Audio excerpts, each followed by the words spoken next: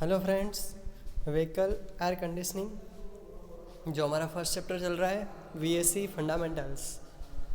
अब आज से हम व्हीकल एयर कंडीशनिंग जो कार के अंदर जो होती है उसका लाइन डायग्राम किस तरीके से होता है और कार के अंदर इस सिस्टम को किस तरीके से इम्प्लांट किया जाता है और क्या है उसके कंपोनेंट्स, उसके बारे में आज समझेंगे। यानी कि आज से हमारा रियलिस्टिक व्हीकल एयर कंडीशनिंग के मेन टॉपिक्स जो है हमारे वो शुरू हो रहे हैं। तो आज हमारी सबसे पहली जो साइकिल है जो कार के अंदर जो यूज़ होती है वो है वेपर कंप्रेशन रेफ्रिजरेशन साइकिल। ये जो है हमारी क्या है, वेपर कंप्रेशन रेफ्रिजरेशन साइकिल। ठीक है, तो अब हम शुरू करते हैं। सबसे पहले कि वेपर कंप्रेशन रेफ्रिजरेशन साइकिल है क्या, सबसे पहले तो ये समझते हैं। तो vapour compression refrigeration cycle, it's a vapor compression refrigeration cycle system in which the refrigerant undergoes phase change, is one of the many refrigerant cycle and it's the mostly wide used in the method of the air conditioning of buildings and automobiles. That means कि यहाँ पे क्या है कि vapour compression, यानी कि यहाँ क्या, अब हमको सबसे पहले ये समझना है वेपर कंप्रेशन यानी कि क्या हो रहा है। यहाँ पे जो रेफ्रिजरेंट होगा उसको कौन से फॉर्म में लाया जाएगा, वेपर फॉर्म में लाया जाएगा। सबसे पहले तो हमको ये समझना है कि यहाँ पे जो हमारा रेफ्रिजरेंट होगा उसको कौन से फॉर्म में लाया जाएगा, वेपर फॉर्म में, और उसके बाद उसको कंप्रेस किया जाएगा। सबसे पहले हमको ये डेफिनेशन को समझना है कि यहाँ पे जो हमारा रेफ्रिजरेंट उसको किस फॉर्म में रखना है, हमको वेपर फॉर्म में। अब रेफ्रिजरेंट कौन सा होगा, सो R134 होगा, R12 होगा, फ्रियॉन गैस होगा, कौन सा गैस है जिसके बारे में हमारा आगे और एक प्रेजेंटेशन होने वाला है। ठीक है, यानी कि यहाँ हमको एक चीज़ समझ में आ रही है कि जो हमारा रेफ्रिजरेंट है जब उसको कंप्रेशन के लिए लाया जाएगा उस दौरान वो कौन से फॉर्म में होगा, तो क्या वेपराइज फॉर्म। बिकॉज कंप्रेसर जो है, ठीक है, कंप्रेसर जो है वो क्या करेगा, क्योंकि कंप्रेसर आपको पता होगा जिस तरीके से एयर कंप्रेसर, तो वो कंप्रेसर का काम एक चीज़ होता है कि वो एयर या तो कोई न्यूमेटिक चीज़ या तो वेपर जिसको कंप्रेस करता है। बट कंप्रेसर जो है वो कोई भी लिक्विड कंटेंट को कंप्रेस नहीं कर सकता, उसके लिए हमको पंप या तो मोटरिंग डिवाइस की ज़रूरत पड़ती है। बिकॉज वहाँ पे there is no any kind of turbine systems are there provided for the pumping the liquid. That's why हमको क्या करना पड़ता है कि जो हमारे पास जो रेफ्रिजरेंट है, यानी कि जो हम पूरी कूलिंग सिस्टम के अंदर, यानी कि जो हमारा रेफ्रिजरेशन कूलिंग सिस्टम, यानी कूलिंग सिस्टम यानी हमको यहाँ पे इंजन कूलिंग सिस्टम नहीं समझना है। कूलिंग सिस्टम यानी हमको कार कूलिंग सिस्टम, यानी कि कार के अंदर जो रेफ्रिजरेशन हो रहा है वो सिस्टम। तो रेफ्रिजरेशन के अंदर यहाँ पे हमको क्या, तो कि कार के अंदर जो हमको जो लिक्विड जो घूमने वाला है, जो रेफ्रिजरेंट घूमने वाला है पूरे सिस्टम के अंदर एसी सिस्टम में, वो क्या रहेगा, रेफ्रिजरेंट। वो रेफ्रिजरेंट कौन सा होता है, R134 या R12 या तो फ्रीऑन। अब ये सब कौन से फॉर्म में होते हैं, तो कि गैसियस फॉर्म में या तो वेपर। ठीक है, अब हमको यहाँ ये समझना है कि ये जो पूरी सिस्टम है वो किस तरीके से काम करती है और इस सिस्टम के कंपोनेंट्स कौन से हैं। तो सबसे पहले तो हम ये सिस्टम जो है उसके कंपोनेंट्स के बारे में समझते हैं और उसके लाइन डायग्राम के बारे में समझते हैं। तो यहाँ पे आपको वो सिस्टम जो है उसका पूरा लाइन डायग्राम बताया गया है। ठीक है, तो सबसे पहले हम देखते हैं यहाँ पे कि ये कंप्रेसर है।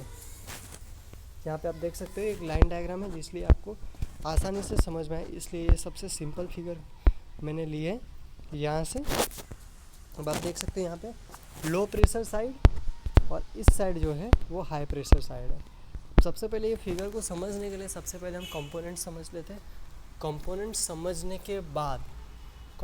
को समझने के बाद हम पूरी सिस्टम समझते हैं और उसके बाद हर एक कंपोनेंट्स के बारे में हम पूरा अलग अलग प्रेजेंटेशन बताएंगे, जिसकी बदौलत आपको हर एक कंपोनेंट्स का काम क्या है, उसके एडवांटेज क्या है, ये कंपोनेंट किस मटेरियल से बना है तो अच्छा है, ये कंपोनेंट किस तरीके से यूज़फुल रहता है, ये कंपोनेंट के अंदर कौन सी प्रॉब्लम्स आ सकती है, ये कंपोनेंट जो भी हम बात करने वाले आगे, तो वो कंपोनेंट्स को हम किस तरीके से सर्विस कर सकते हैं, डायग्नोसिस कर सकते हैं और उसको ट्रीट कर सकते हैं। तो सबसे पहले हम देखें तो यहाँ पे कंप्रेसर से हमको देखना है तो कंप्रेसर के अंदर हम देख सके तो सबसे पहले एक लो प्रेशर साइड से जो सबसे कंप्रेसर के अंदर लो प्रेशर साइड जो है वहाँ से एक सबसे बड़ी जो लाइन आ रही है वो जो है वो इनटेक लाइन है, कंप्रेसर की इनटेक लाइन। अब कंप्रेसर जो है वो क्या है, तो लो प्रेशर साइड यानी वहाँ से वैक्यूम क्रिएट होता है। अब लो प्रेशर है दैट मीन्स वहाँ पे जिस तरीके से आप पढ़े हुए हो कि जहाँ पे प्रेशर कम होता है वहाँ पे टेम्परेचर भी क्या रहता है, कम रहता है। जहाँ पे प्रेशर कम रहता है तो वहाँ पे टेम्परेचर भी क्या रहता है, कम रहता है। जिसकी बदौलत वहाँ पे क्या होगा कि कंप्रेसर जो है, तो कंप्रेसर के अंदर क्या होगा कि वहाँ पे जैसे लो प्रेशर जो क्रिएट हो रहा है जिसकी वजह से वहाँ पे जो रेफ्रिजरेंट है वो कौन से फॉर्म में आ गया होगा, वेपोराइज फॉर्म में। और वेपोराइज फॉर्म में आने की वजह से वहाँ से वो जैसे ही कंप्रेसर में आएगा वो कंप्रेसर में कंप्रेस होके फिर वो कैसे प्रेशराइज हो गया होगा, हाई प्रेशर। कौन से प्रेशराइज में आ गया होगा, हाई प्रेशर में। ठीक है, यानी अब आपको समझ में आ रहा होगा कंप्रेसर जो है उसका इनपुट जो है वो लो प्रेशर है, लेकिन कंप्रेसर का आउटपुट क्या होगा, हाई प्रेशर होगा, क्योंकि कंप्रेसर ने अब एयर को कैसा कर लिया है, हाई प्रेशराइज कर लिया है। कंप्रेसर ने एयर को कैसा कर लिया, प्रेशराइज कर लिया। ये कंप्रेसर यानी आपको पता होगा एसी कंप्रेसर, जिसको बेल्ट थ्रू हम इंजन से उसको कंप्रेसर को ड्राइव देते, यही कंप्रेसर है।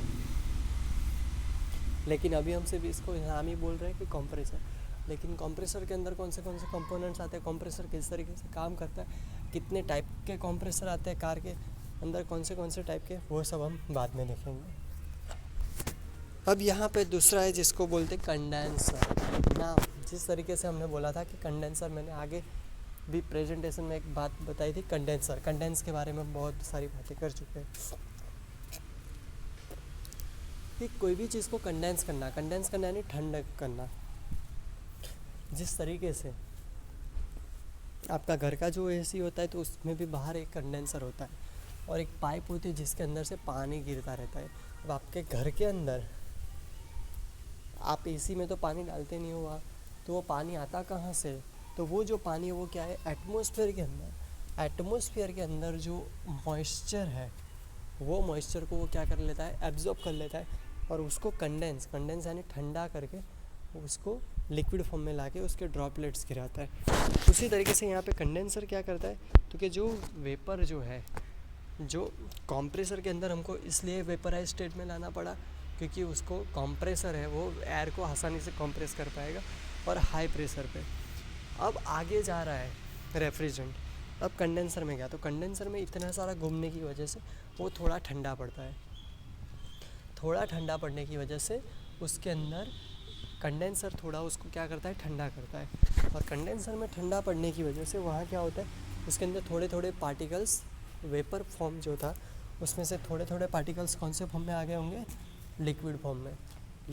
अब वो लिक्विड और वेपराइज मिक्सचर जो है, क्योंकि पूरे के पूरे कंटेंट तो उसको लिक्विड स्टेट में नहीं आ पाएंगे, लेकिन थोड़ा कंटेंट ऐसा है कि जो लिक्विड स्टेट में और थोड़ा कंटेंट क्या है, वेपर स्टेट में है। अब वो आगे जाके कहाँ जा रहा है, रिसीवर ड्रायर। वो आगे जाके कहाँ जा रहा है, रिसीवर ड्रायर। अब वो जैसे ही आगे जाके रिसीवर ड्रायर में जा रहा है तो हम यहाँ पे देख सकते हैं कि रिसीवर ड्रायर का काम क्या है। जो रिसीवर लिखा है उसको हम रिसीवर ड्रायर भी कह सकते हैं, उसको हम एक्यूमुलेटर भी कह सकते हैं। उसको हम क्या कह सकते हैं, एक्यूमुलेटर। ये आपको याद रखना है, उसको हम एक्यूमुलेटर के भी नाम से पहचानते हैं। अब रिसीवर ड्रायर, रिसीवर यानी क्या, वो रिसीव करने वाला है, ठीक है, और स्टोर भी कर सकता है वो। और तीसरी बात है वो ड्रायर है। ड्रायर यानी क्या, अंदर एक स्पॉन्जी मटेरियल होता है। स्पॉन्जी मटेरियल क्या करता है, जिस तरीके से स्पॉन्ज जो होता है वो क्या करता है, मॉइस्चर को एब्जॉर्ब कर लेता है। उसके अंदर छोटे छोटे होल्स होते हैं जिसको हम पोरोसिटी कहते हैं, ठीक है। उसी तरीके से यहाँ पे जो रिसीवर ड्रायर है वो क्या करता है, तो कि जो हमारा जो रेफ्रिजरेंट है उसके अंदर जो मॉइस्चर है, तो वो मॉइस्चर में से क्या करे, उसके अंदर जो मॉइस्चर है वो मॉइस्चर को क्या करेगा, वो एब्जॉर्ब कर लेगा। और वो मॉइस्चर को एब्जॉर्ब करने के बाद, वो मॉइस्चर को जैसे वो एब्जॉर्ब कर लेगा, यानी अब वापस वो जो है वो एयर कैसी हो गई, ठंडी है, लेकिन कैसी है, तो क्या ड्राई एयर है। समझ में आ रहा होगा आपको, क्योंकि किसने मॉइस्चर को एब्जॉर्ब कर लिया, रिसीवर ड्रायर ने। अब वो एयर और आगे जा रही है, और आगे जाने की वजह से अब कहाँ जा रही है, एक्सपांसन वाल में जा रही है। अब एक्सपांसन वाल क्या है, एक नोज़ल जैसा होता है जहाँ पे उसका प्रेशर थोड़ा क्या किया जाता है, रिड्यूस किया जाता है, जहाँ पे उसके प्रेशर को क्या किया जाता है, रिड्यूस किया जाता है। ये एक्सपांसन वाल का काम क्या है, किस तरीके से काम करता है, इसके ऊपर भी हमको पूरी एक पीपीटी के अंदर हमको समझना है। इसके बाद इवापोरेटर, ठीक है। अब जिस तरीके से आपको पता होगा कंडेंसर कहाँ लगता है, आपको पता होगा रेडिएटर के आगे की तरफ कंडेंसर लगता है, जबकि कंप्रेसर, कंडेंसर, रिसीवर, ड्रायर ये सब इंजन के पास के कंपोनेंट है। इवापोरेटर एक ऐसा सेगमेंट है जो पैसेंजर कंपार्टमेंट के साइड में लगने वाला है। अब यहाँ से क्या होगा कि जो ब्लो है, या इवापोरेटर जो होता है वहाँ पे एक ब्लोअर भी रखा जाता है, जिसकी बदौलत क्या होता है कि इवापोरेट यानी क्या कि वो और वहाँ पे उसको थोड़ी सी हीटिंग इफेक्ट मिलती रहेगी, जिसकी बदौलत वहाँ से वो जो हीटिंग और कूलिंग दोनों साइमल्टेनियस किस तरीके से चलते हैं, ये सिस्टम को हमको समझना है। और वापस वहाँ से जैसे ही उसको थोड़ा गर्म इसलिए किया जाता है उस एयर को, क्योंकि जैसे ही गर्म होगी तो वहाँ से कैसी है वापस वो कौन से फॉर्म में आ जाएगा, एकदम ड्राई फॉर्म में, क्योंकि यहाँ से वापस वो कहाँ जाने वाला है, कंप्रेसर में। क्योंकि कंप्रेसर में हमको कैसे चाहिए, ड्राई एयर चाहिए, यानी ड्राई वेपर या तो ड्राई वेपोराइज रेफ्रिजरेंट। अगर वहाँ पे थोड़े भी मॉइस्चर कंटेंट रहे तो वो मॉइस्चर कंटेंट की वजह से क्या रहेगा कि जो मॉइस्चर कंटेंट अगर उसमें रह गया तो कंप्रेसर जो है वो बिगड़ जाएगा, क्योंकि कंप्रेसर को हमको क्या चाहिए, ओनली ड्राई या तो वेपोराइज रेफ्रिजरेंट चाहिए। अगर उसके अंदर मॉइस्टी फॉर्मेट रहा तो वो मॉइस्टी फॉर्मेट रेफ्रिजरेंट के अंदर रस्टिंग कर देगा, जिसकी बदौलत हमने वहाँ पे इवापोरेटर जो है वहाँ पे प्रेशर भले ही रिड्यूस होगा, क्योंकि एक्सपांसन वाल और इवापोरेटर में घूमने की वजह से प्रेशर रिड्यूस हो जाता है, लेकिन वहाँ पे कंप्रेसर के अंदर वैक्यूम होने की वजह से वो आगे खींचा जाता है, वो आगे की तरफ खींचा जाता है और वापस वहाँ पे वो कौन से फॉर्म में आ जाता है, ड्राई रेफ्रिजरेंट यानी कि वेपोराइज फॉर्म में आ जाता है। यानी कि ये जो सिस्टम है उसके कंपोनेंट्स आपको समझ में आ गए होंगे। और भी कंपोनेंट्स हैं जो इसको अटैच करते हैं बहुत सारी तरीके से, ठीक है। वो कंपोनेंट्स कौन से होते हैं वो हम बाद में समझेंगे, लेकिन आज हमने जो एसी सिस्टम के मेन कंपोनेंट्स जो है उसको मैंने बताया, compressor, condenser, receiver, dryer, expansion valve, evaporator, ठीक है। यहाँ तक तो ये आपको याद रखना है सभी कंपोनेंट्स के नाम, और सभी कंपोनेंट्स क्या है उसको आपको समझना है। ये लेफ़्ट साइड से लो प्रेशर साइड से कंप्रेसर में आया, वहाँ से कंडेंसर में गया, कंडेंसर में से रिसीवर ड्रायर, रिसीवर ड्रायर से एक्सपांसन वाल्व, वहाँ से इवापोरेटर, और इवापोरेटर से वापस कंप्रेसर। और एयर कहाँ से ब्लो होती है, तो इवापोरेटर यहाँ पे ब्लोअर होता है और वहाँ से वो पैसेंजर कंपार्टमेंट में इस तरीके से ब्लो होती है, जो हमको नेक्स्ट टाइम हमको समझना है, ठीक है। Thank you.